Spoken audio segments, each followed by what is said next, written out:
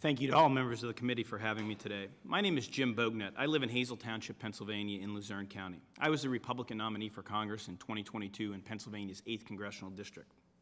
The general election, which took place in Luzerne County on November 8th, 2022, was a complete disaster.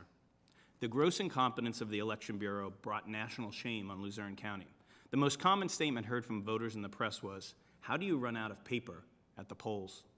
Most importantly, many Luzerne County voters were disenfranchised through no fault of their own, and some voters still do not know if their votes were counted. The problems began early on election morning as we received calls saying that polling places across the county had run out of paper on which votes are recorded from the voting machines and fed by voters into the tabulators, which completes the submission of each vote. Voters were turned away from the polls and told to come back later, or asked to submit provisional or alternative ballots, which many voters refused to do.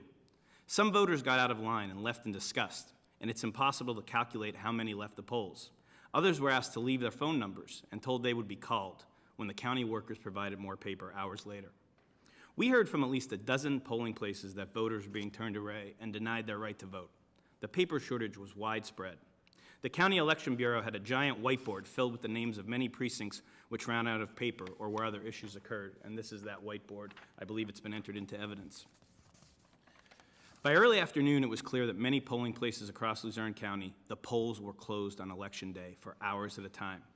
Luzerne County took the extraordinary step of going to court and asking a judge to order that the voting period be extended from 8 p.m. to 10 p.m. across the county due to the unprecedented closing of the polls.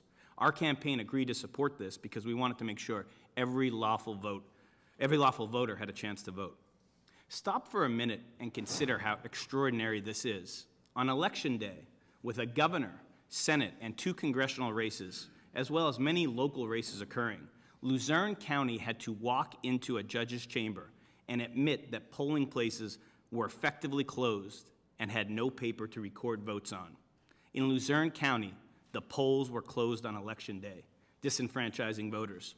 I spoke over the weekend with Eugene Doherty, an 84-year-old citizen of Hazel in Pennsylvania. He went to vote at 8:09 p.m. He was told that they'd be open till 10 p.m. The election worker had went home, closed the polls. She didn't have childcare. Him and his wife did not have a chance to vote. In the aftermath of the Election Day fiasco, Luzerne County tried to cover up the incredible mistakes that were made. Rather than take responsibility for what had happened, as the ranking member suggested, County Manager Randy Robertson announced that evening that he was resigning for quote-unquote personal reasons. He's never answered a question. Denise Williams, the head of the election board, allowed public comment at hearings, but flatly refused to answer any questions put to her.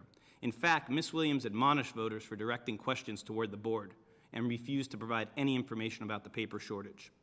At an open canvassing hearing the day after the election, the acting head of the Luzerne County Bureau of Elections, Beth McBride, an elected Democrat city councilwoman in Wilkes-Barre, refused to answer any questions from the press or public.